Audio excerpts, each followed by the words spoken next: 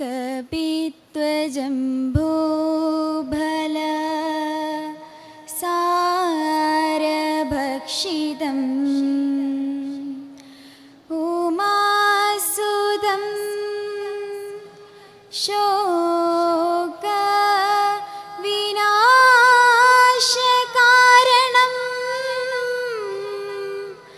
നമാമി വിഘ്നേശ്വര പാദപങ്കജം. വക്രതുണ്ഡമഹാകായ സൂര്യകോടി സമപ്രഭാ നിർവിഘ്നം കുരു മേ ദേവാ സർവകാര്യേഷു സർവദാ. കൊട്ടാരക്കര ശ്രീ മണികണ്ഠേശ്വരം ശ്രീ മഹാഗണപതി ക്ഷേത്രത്തിലെ ഈ വർഷത്തെ മേട തിരുവാതിര മഹോത്സവത്തിൻ്റെ 9ാം ദിവസമായ ഇന്ന് ഇവിടെ ഇന്നത്തെ സാംസ്കാരിക സമ്മേളനവും പുരസ്കാര വിതരണമാണ്. അതിലേക്ക് എൻ്റെ സ്വാഗതമാണ് എൻ്റെ കാര്യം.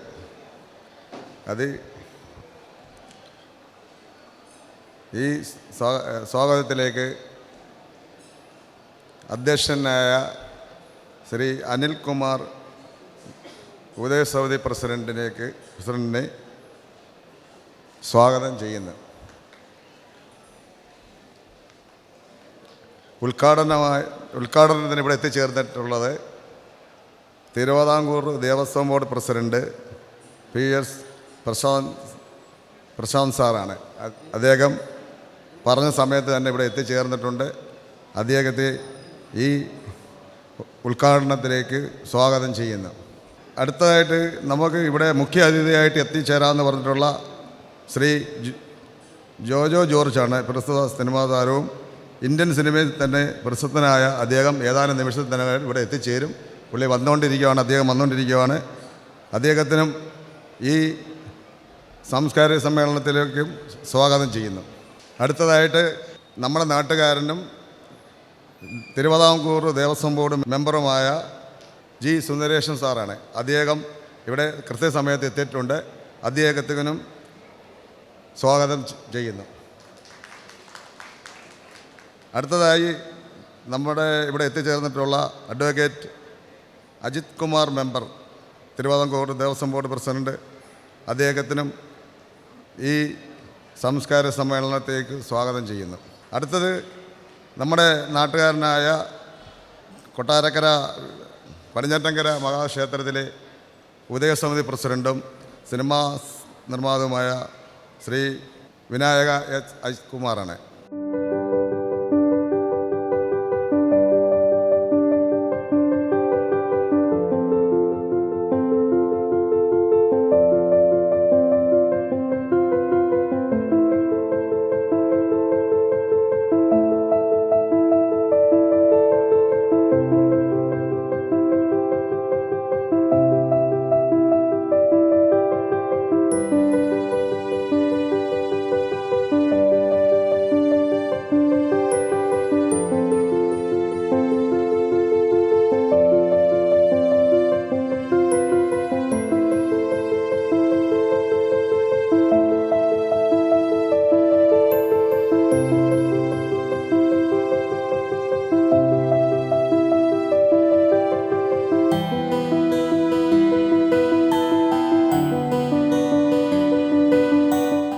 വളരെ ഭക്തിനിർഭരമായ ഒരന്തരീക്ഷത്തിലാണ് നമ്മൾ നിൽക്കുന്നത്.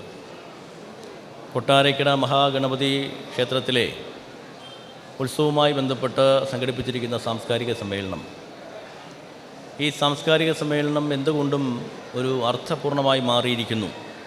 കാരണം ഇതിൽ മതേതരത്വത്തിൻ്റെ മതസൗഹാർദ്ദത്തിൻ്റെ പ്രതീകമായി ശ്രീ ജോജു ജോർജ് ഈ സാംസ്കാരിക സമ്മേളനത്തിൽ പങ്കെടുക്കുന്നു എന്നുള്ളതാണ് അതിൻ്റെ പ്രധാനപ്പെട്ട കാരണം. നമുക്ക് തിരുവിതാംകൂർ ദേവസ്വം ബോർഡിൻ്റെ കീഴിലുള്ള ഏറ്റവും പൗരാണികമായ പ്രസിദ്ധമായ ക്ഷേത്രമാണ് കൊട്ടാരക്കര ഗണപതി ക്ഷേത്രമെന്ന് എല്ലാവർക്കും അറിയാം. തിരുവിതാംകൂർ ദേവസ്വം ബോർഡിൻ്റെ കീഴിൽ ശബരിമല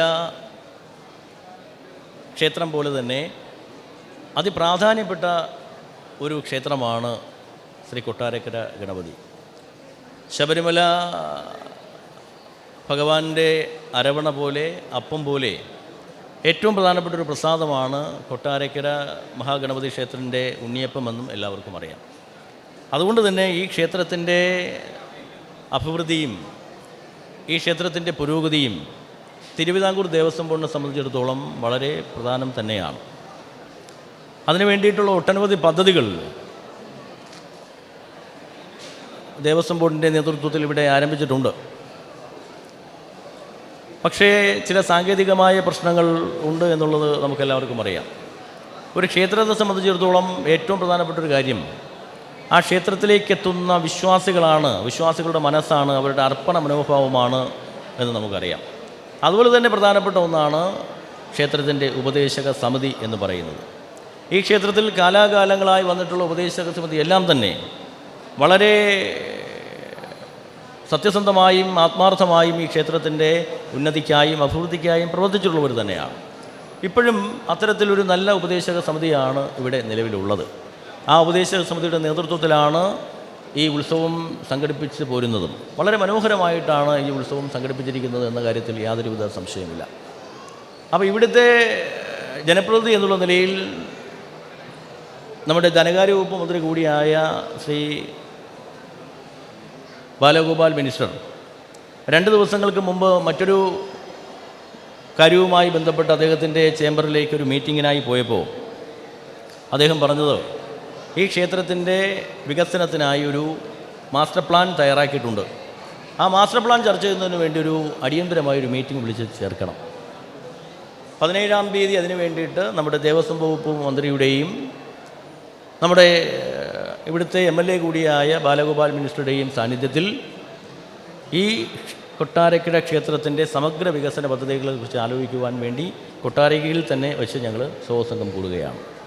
ആ സംഘത്തിൽ ജില്ലാ കളക്ടർ ഉൾപ്പെടെ, ജില്ലയുടെ SP ഉൾപ്പെടെയുള്ള ഈ നഗരസഭയുടെ ചെയർപേഴ്സണും ചെയർമാനും ഉൾപ്പെടെയുള്ള സകല ജനപ്രതിനിധികളെയും ഇവിടുത്തെ സാമൂഹിക സാംസ്കാരിക പ്രമുഖന്മാരെയും ശ്രീ വിനായക അജിത്ത് ഉൾപ്പെടെയുള്ള ആളുകളെ നമ്മൾ ക്ഷേത്ര ഉപദേശക സമിതിയുടെയും ഭാരവാഹികളെയും ഒക്കെയായി ഞങ്ങൾ യോഗം ചേരുകയാണ്.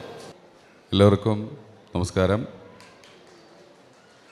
ആദ്യമായിട്ടാണ് കൊട്ടാരക്കര ഒരു പ്രോഗ്രാമിനായിട്ട് അല്ലെങ്കിൽ ഒരു ഫംഗ്ഷനായിട്ട് വരുന്നത്. പക്ഷേ കൊട്ടാരക്കരയായിട്ട് എനിക്ക് വേറൊരു ബന്ധമുണ്ട്. ഇപ്പോൾ നേരത്തെ ചേട്ടൻ പറഞ്ഞ പോലെ എൻ്റെ സ്കൂളിൽ പഠിക്കുമ്പോൾ തുടങ്ങിയൊരു ആഗ്രഹമാണ് സിനിമയിൽ അഭിനയിക്കണം എന്നുള്ളൊരു നടനാവണം എന്നൊക്കെയുള്ളൊരു ആഗ്രഹം.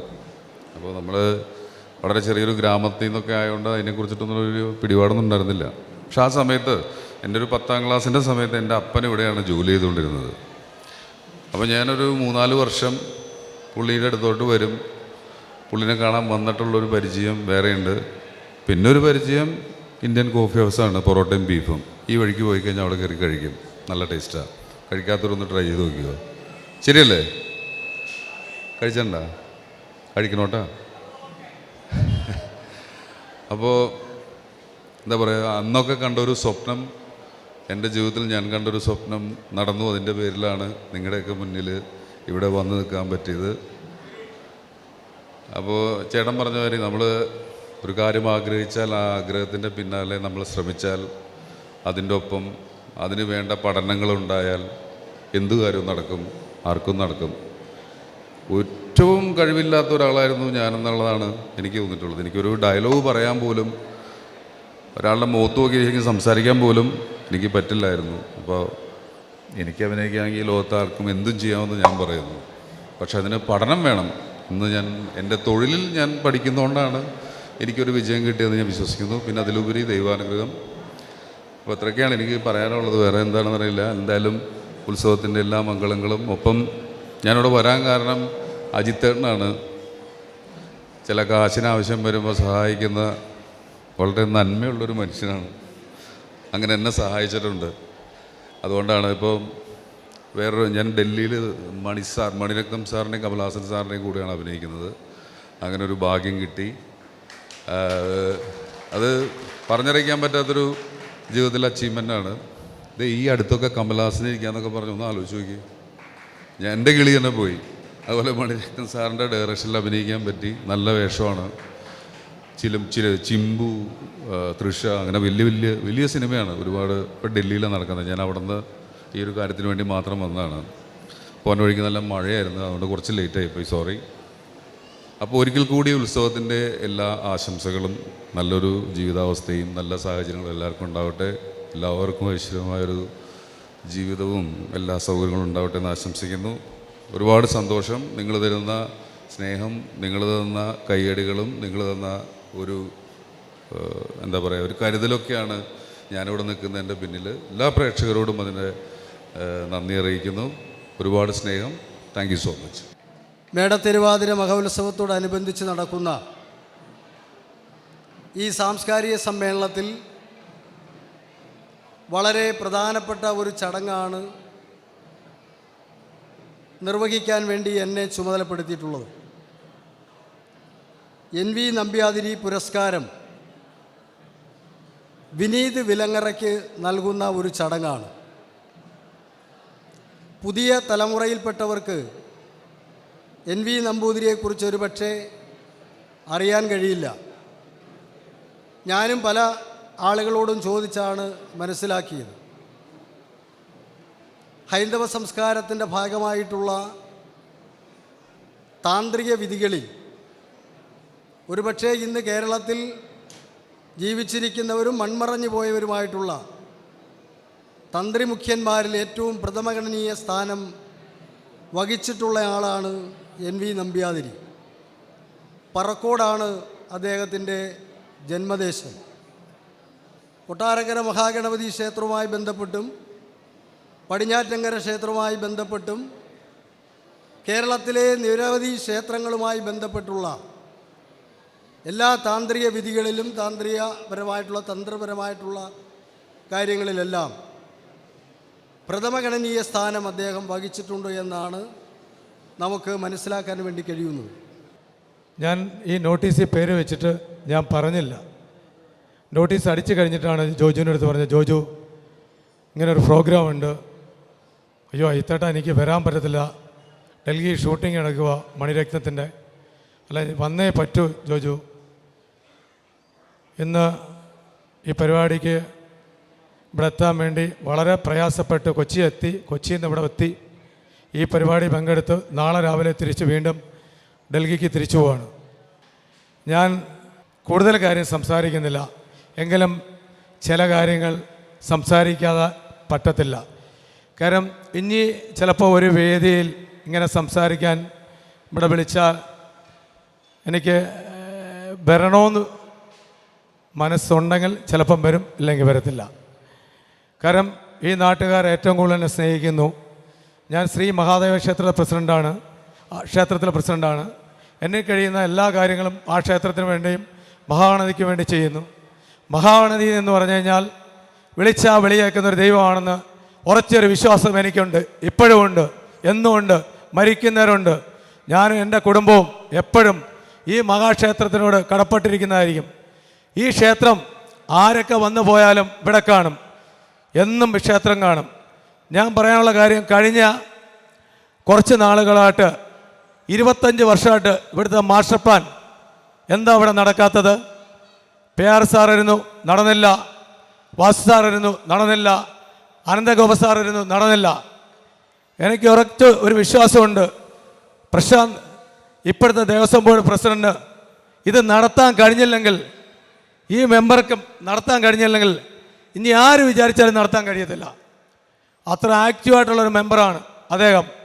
നമുക്കറിയാം, നമ്മളെ കുളം ഫണ്ട് അനുവദിച്ച് കിടക്കുന്നു പറഞ്ഞു.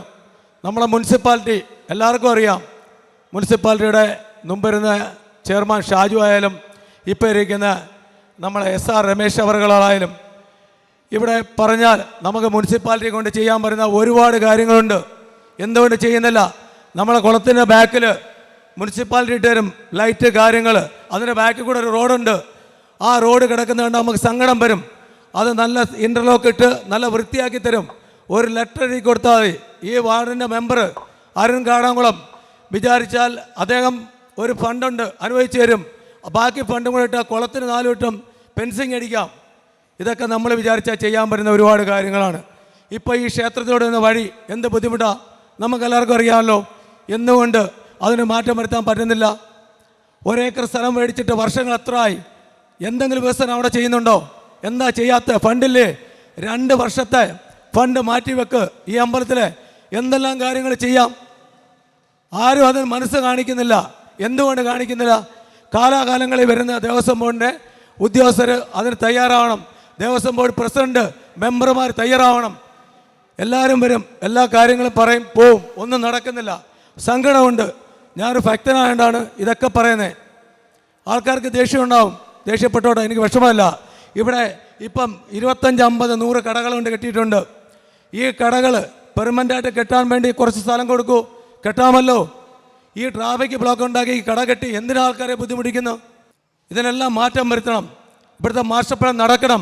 ഈ പ്രദേശത്തുള്ള സ്ഥലങ്ങൾ പാർക്കിങ്ങിന് വേണ്ടി എടുക്കണം. ഇവിടെ വികസനം ഉണ്ടാകണം. ഈ ക്ഷേത്രം നമ്മളെ ഈ പറഞ്ഞ ഇന്ത്യ അറിയപ്പെടുന്ന ക്ഷേത്രമാണ്. ഇവിടുന്ന് പോകുന്ന ഏതാൾക്കാർ വിദേശ സ്ഥലത്തുണ്ടെങ്കിൽ ഗണപതി ക്ഷേത്രം അറിയാം, ഗണപതി ഉണ്ണിയപ്പം അറിയാം. അതേപോലെ തന്നെ ഇവിടുത്തെ ഹിന്ദു ഐക്യവേദിക്കാർ ഒരുപാട് നാൾ കൊണ്ട് പറഞ്ഞുകൊണ്ട് കിടക്കുന്ന കാര്യമാണ്. ഇവിടെ വെളിച്ചെണ്ണയ്ക്ക് വേണ്ടി ഒരു നല്ല ശുദ്ധമായ വെളിച്ചെണ്ണയിൽ ഇവിടുത്തെ അപ്പം ഉണ്ടാക്കാൻ പറ്റും. ഒരു പ്ലാന്റ് ഉണ്ടാക്കണം. 17,000 രൂപയ്ക്ക് 17 ലക്ഷം രൂപയ്ക്ക് ഒരു മിഷൻ കിട്ടും. ആ മിഷനകത്ത് നമുക്ക് മിനിമം ഒരു മണിക്കൂറിൽ 20 ലിറ്റർ എണ്ണ അടിക്കാം. ഒരു ദിവസം ഇവിടെ ചിലവ് വന്നാൽ 100 ലിറ്റർ എണ്ണ മതി അപ്പം ഉണ്ടാക്കുന്നതിന്. ഈ സീസണിലാണെങ്കിൽ ഇപ്പോഴാണെങ്കിൽ ഉത്സവം പ്രമാണിച്ച് ചിലപ്പോൾ 140 ലിറ്റർ എണ്ണ വരും. ശുദ്ധമായ വെളിച്ചെണ്ണ ഉണ്ടാക്കാം. കൊപ്രയ്ക്ക് 70 മുതൽ ഇപ്പം 90 രൂപ വിലയേ ഉള്ളൂ. ഇതെല്ലാം ചെയ്യണം, നടപ്പാക്കണം. എനിക്ക് ഒരു ഭയങ്കര വിശ്വാസമുണ്ട്. ഈ പ്രശാന്ത് പ്രസിഡൻ്റ്, ഈ മെമ്പറെ, സുന്ദരേശൻ മെമ്പറെ അടുത്ത് ഞാൻ ചോദിക്കണം, മെമ്പറെ നമുക്ക് എന്തെങ്കിലും ചെയ്യണ്ടേ? അദ്ദേഹത്തിന് ചെയ്യാൻ മനസ്സുണ്ട്. ദയവ് ചെയ്ത് ഈ കാര്യങ്ങൾ നടത്തണം. ഇവിടുത്തെ മാസ്റ്റർ പ്ലാൻ നടത്തണം. ഇവിടുത്തെ ജനങ്ങളെ, ഈ ഭക്തരെ ബുദ്ധിമുട്ട് ഒഴിവാക്കണം. ഇപ്പം ആരൊക്കെ, ഞാൻ നേരത്തെ പറഞ്ഞിട്ടുണ്ട്, ആരൊക്കെ വന്നാലും ആരൊക്കെ പോയാലും ഭഗവാൻ ഇവിടെ ഉണ്ട്. ഭഗവാൻ ഇതെല്ലാം കണ്ടുകൊണ്ടിരിക്കുവാണ്. നിങ്ങൾ നടത്തിയെടുക്കണം. അത് എടുക്കാൻ പറ്റും. ഞാൻ ക്ഷേത്രത്തിലെ വരുമാനത്തെക്കുറിച്ചോ മറ്റു കാര്യങ്ങളെക്കുറിച്ചൊന്നും പറഞ്ഞില്ല. 2 വർഷത്തെ പൈസ ഇവിടെ എടുത്താൽ ഇവിടുത്തെ ഏകദേശ പ്രശ്നങ്ങൾ മാറ്റിയെടുക്കാൻ പറ്റും. അത് ബഹുമാനപ്പെട്ട ദേവസ്വം ബോർഡ് പ്രസിഡന്റും മെമ്പർക്കും ഇവിടെയുള്ള ഉദ്യോഗസ്ഥർക്കും അറിയാം. ഇവിടെ നേരത്തെ ഇരുന്ന ചീഫ് എഞ്ചിനീയർമാർ ഇത് ചെയ്യാൻ താല്പര്യപ്പെട്ടിട്ടില്ല. അവർ വരും, ഞങ്ങളെ വിളിക്കും, ഇരുത്തും, മീറ്റിംഗ് കൂടും, പറ്റിക്ക് പോവും. ഇനി അത് നടക്കത്തില്ല. ഇനി നിങ്ങളത് ചെയ്താൽ ദൈവം പോലും പൊറുക്കത്തില്ല. വിളിച്ചാ വിളിയേക്കുന്ന ദൈവമാണ് ഈ ഇരിക്കുന്ന മഹാഗണതിയും മഹാദേവനും. അത് മനസ്സിലാക്കുക. ഇവിടുത്തെ വികസനങ്ങൾ മുൻകൈയെടുത്ത് ചെയ്യണമെന്ന് ഞാൻ താഴ്മയെ അപേക്ഷിക്കുകയാണ്. നമ്മളെ പ്രസിഡന്റ് പ്രശാന്തിനടുത്തും അതേപോലെ തന്നെ നമ്മളെ മെമ്പറടുത്തും. ഇത്രയും പറഞ്ഞുകൊണ്ട് നിർത്തുന്നു. നന്ദി, നമസ്കാരം. 20 വർഷമായി ശില്പകല, ചിത്രകല കൈകാര്യം ചെയ്യുന്ന ദാരുശില്പം, നന്ദികേശ ശില്പം എന്നിവ ചെയ്ത ശ്രീ BR രാജീവ് കാനറ ബാങ്കിലെ ഉദ്യോഗസ്ഥരാണ്.